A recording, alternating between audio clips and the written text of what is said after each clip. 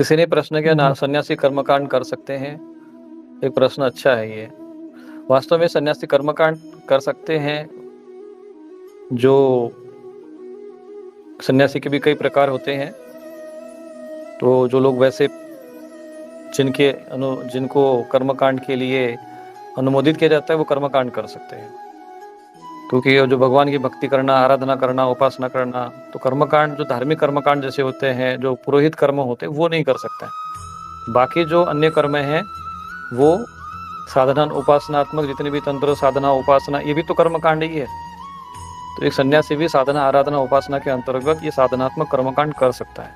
सन्यासी में भी कई प्रकार से कुटीचक, बहुधक, हंस, परमहंस, इस प्रकार की कई श्रेणियां होती है। तो जो परमहंस श्रेणी के जो सन्यासी होते हैं, जो ब्रह्मज्ञान को प्राप्त हो गए, वो कर्मकांड से विमुख हो जाते हैं, क्योंकि उनको फिर कार्य सिद्ध हो गया, ब्रह्मज्ञान हो गया, तो फिर कर्मकांड की आवश्यकता क्या है। फिर भी सन्यासी जो होते हैं त्रिकाल संध्या आदि करना, मानसिक त्रिकाल संध्या करना, वो शास्त्र करते हैं। भगवद गीता में भी कहा गया है कि जो श्रेष्ठ विद्वान कुर्यात विद्वान सता सक्त चिरकिषु लोक संग्रहम, लोक संग्रह के लिए ज्ञानवान और विद्वान पुरुषों को भी कर्म में निरत रहना चाहिए। न बुद्धिभेदम जनयत अज्ञानाम कर्म संगीनाम, कि जो अज्ञानी पुरुषों के अंदर बुद्धिभेद उत्पन्न नहीं करना चाहिए। दूसरी बात, आजकल जितने भी सन्यासी है, जितना भी सन्यास धर्म का भारतवर्ष में, मुझे नहीं लगता है कि कोई भी व्यक्ति सन्यासी वस्त्र जो धारण किया हुआ है वो सन्यास धर्म का पालन कर रहा है। क्योंकि पहली बात तो सन्यासी को तो वाहन का प्रयोग नहीं करना चाहिए। जो वास्तव में परमहंस की दीक्षा लेते हैं, जिनको कहते हैं ना, जो बहुत से लोग तो आजकल परमहंस कौन बन जाते हैं, तो जो लोग दंड धारण करते हैं, दंड त्याग दिया तो वो परमहंस हो गया। अरे परमहंस कैसे हो गया? परमहंस आत्मज्ञान से हो गया, दंड ले लिया तो त्याग दिया, परमहंस हो गया। इतने से वो परमहंस हो जाएगा? तो एक प्रक्रिया हुआ करती थी, साधनात्मक प्रक्रिया थी ये सब, हंस, परमहंस आदि ये सब।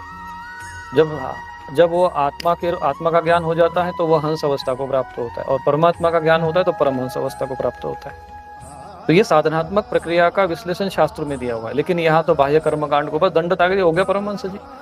अब परमहंस जी जिसको चाहे जो मन में ऐसो खाए, जो मन में ऐसो रहे, जो मन में ऐसो करे, फिर भी कोई दोष नहीं। लेकिन हम समाज को मूर्ख बना सकते हैं, ईश्वर को या प्रकृति को या ईश्वर के सिद्धांत को नहीं।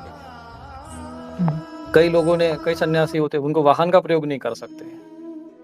शंकराचार्य जी ने चारों मठों की रचना की और चारों मठों के आचार्य नियुक्ति किए गए, और आचार्य को कहा गया है, वो आचार्य के लिए भी कहा गया कि वो वेद वेदांग विशारदः, जितेंद्रिय वेद वेदांग विशारदः, वो ऐसा होना चाहिए, जितेंद्रिय होना चाहिए।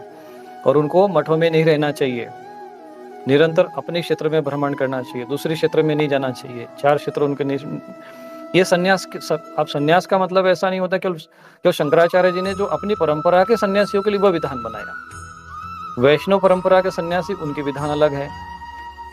तो संप्रदाय अनुरूप जो होता है, जैसे शैव संप्रदाय के अंतर्गत जो सन्यासी आते हैं, तो शैव संप्रदाय के अंतर्गत जो सन्यासी आते हैं उनके विधान अलग हो गए। और चारों जो मुख्य जो नाम बताए जाते हैं, मुख्य जो वाक्य हैं, सबके अपने अपने अलग है। किसी को तत्वमसि, किसी को प्रज्ञानम ब्रह्म है। तो वो किस लिए है? केवल सुनाने के लिए, सुनने के लिए नहीं है, अनुभूति करने के लिए। श्रवण मनन और निधिध्यासन, आत्म तत्व को प्राप्त हो जाओ। तो आत्म तत्व को प्राप्त व्यक्ति वो परमहंस है। लेकिन नहीं, यहाँ तो बस दंड त्याग दिया तो हो गए परमहंस, जगत गुरु बन गया। जगत गुरु कौन से विद्यालय में डिग्री मिलती है बताओ? कोई विद्यालय तुम जानते हो जहाँ पे जगत गुरु की पदवी मिलती हो? जबरदस्ती अपने को जगत गुरु लगा के अपने को समाज के सामने प्रस्तुत करने की क्या हो सकता है? अगर आपके पास जगत गुरु का ज्ञान है भी, तो जगत गुरु का आप अपना वैसा कर्म करो। स्वामी विवेकानंद जी ने जगत गुरु का कार्य किया, विश्व में गए, पूरे विश्व के गुरु बने, विश्व का कार्य किया, फिर भी उन्होंने अपने नाम के आगे कभी जगत गुरु का टाइटल नहीं लगाया। शंकराचार्य जी ने भी अपने, शंकराचार्य जी के आगे भी, वास्तव में शंकराचार्य जी का नाम क्या था? शंकराचार्य जी का नाम था शंकर, मूल रूप से। फिर वो विद्वान बने, आचार्य की डिग्री, उनको आचार्य की पदवी मिली, तो उनको शंकराचार्य हुए। फिर वो अपने गुरु के पास गए, गुरु जी से दीक्षा लिए, तो गुरु जी ने वो नाम बदल दिया, उनका नाम रखा भगवत पाद।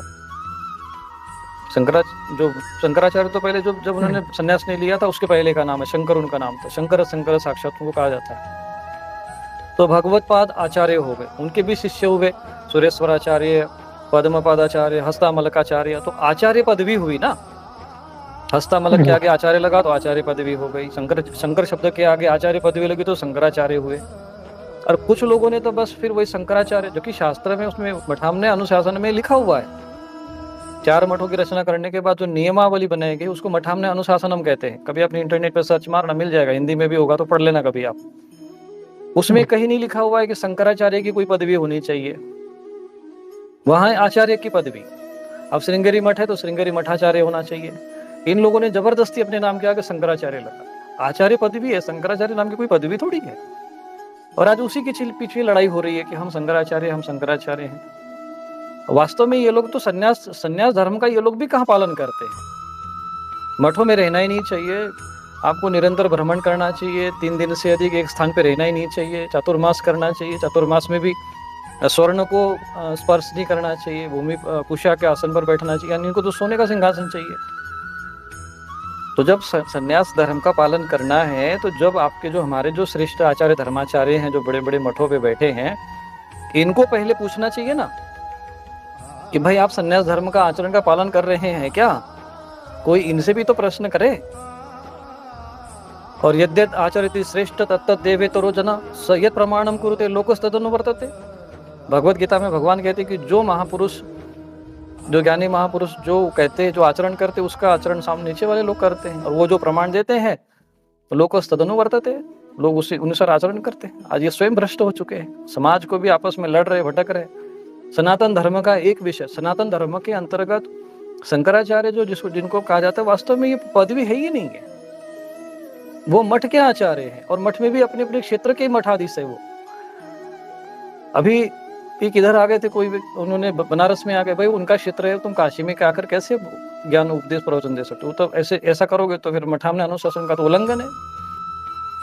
तो इसीलिए आज संन्यास धर्म जो है, संन्यास परंपरा पूरी तरह से कलुषित हो गई है।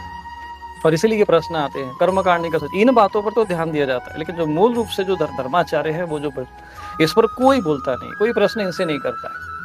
आज लाइव में ये प्रश्न मेरे पास आता है कि कर्मकांड कर सकता है, कि ये प्रश्न मेरे पास क्यों आते हैं? इसके लिए मैं नियुक्त महाआचार्य, मैं जगत गुरु और ये कोई अनंत विभूषित तो हूं नहीं। जो भी साधनात्मक एक साधक के रूप में मैं ज्ञान दे रहा हूं, लेकिन वास्तविकता यह है कि शास्त्रों का ज्ञान तो है। इनसे प्रश्न करना चाहिए कि तुम लोगों के कारण आचरण का नहीं, आपस में लड़ रहे, आपस में इधर के उधर, उधर के इधर, क्या है सब चीजें समाज में चल रहा है। शंकराचार्य जी का जो जीवन देखो, शंकराचार्य केवल एक ही थे, एक ही हुए, इसके बाद कोई शंकराचार्य नहीं है। और शंकराचार्य जी का जीवन आप देखिए, उन्होंने पूरा जीवन भ्रमण किया है, पूरे संन्यास नियमों का पालन किया है। और यदि मैं असत्य बोल रहा हूँ, यदि मैं कभी ऐसा लगता हो कि नहीं कुछ ज्यादा बोल रहा हूँ, तो आप आइए शास्त्रार्थ करिए, बताइए हमें भी समझ में आ जाए। हमने भी मठामना अनुशासन पढ़ा, तो हमें तो कोई शब्द मिला ही नहीं शंकराचार्य पदवी धारण करेगा वो व्यक्ति जो इस मठ पे बैठेगा। आचार्य पदवी इसमें है, आचार्य हो गया भाई, तो मठ का है तो बट बनो। ये आपस में ही चल रहा है, सब धर्म भ्रष्ट है। दूसरी बात, सनातन धर्म के अंतर्गत कई संप्रदाय आते हैं, वैष्णव संप्रदाय, शैव संप्रदाय, शौर्य संप्रदाय, शाक्त संप्रदाय, कई प्रकार के है। मतों के आधार पे भी होता है, दर्शन के आधार पे भी संप्रदाय होते हैं। जैसे अद्वैत मत के आधार पे भी दर्शनाचार्य होते हैं। अद्वैत मत द्वैत वाले हैं, विशिष्ट अद्वैत है, द्वैत विशिष्ट अद्वैत है, द्वैतवाद अद्वैत है। ऐसे 6 प्रकार के दर्शन भी है। दर्शनों के आधार पे भी संप्रदाय होते हैं, पूजा पद्धति के आधार पे संप्रदाय होते हैं, और हर संप्रदाय के आचार्य होते हैं। शैव संप्रदाय के अंतर्गत में भी लिंगायत संप्रदाय है, वो शिवाचार्य लिखते हैं, कोई शैवाचार्य लिखते हैं, कई प्रकार के संप्रदाय। उसी के अंतर्गत शंकराचार्य जी भी एक परंपरा है, अद्वैत मत के अंतर्गत। दिमाग में लोगों के अंदर इतना भूसा भरा दिया गया ना कि नहीं, वो सनातन धर्म के मतलब शंकराचार्य मतलब सनातन धर्म के धर्म गुरु है, सर्वोच्च गुरु है। वो केवल एक संप्रदाय के गुरु है, जो सनातन धर्म के अंतर्गत जो आते हैं। जिसकी जो है अद्वैत मत के आचार्य किसको माना जाता है? शंकराचार्य जी को माना जाता है, जिसकी स्थापना की है। उसी मत के जो आचार्य है, उसी के अंतर्गत इनका आता है। सनातन धर्म के अंदर कई संत महापुरुष आते हैं। रामानंद संप्रदाय है, तो वो अपने माना कि ऐसा होना नहीं चाहिए, उन महापुरुषों का नाम अपने नहीं आगे लगाना चाहिए, लेकिन संप्रदाय के आचार्य है, रामानंद संप्रदाय आचार्य ऐसा लिखना चाहिए, मठाचार्य लिखना चाहिए, पीठाचार्य लिखना चाहिए। लेकिन यही सब चीजें चलती रहती है। सनातन धर्म का आचार्य मूल रूप से कोई विशेषकर कोई व्यक्ति विशेष नहीं होता है, वो संप्रदाय के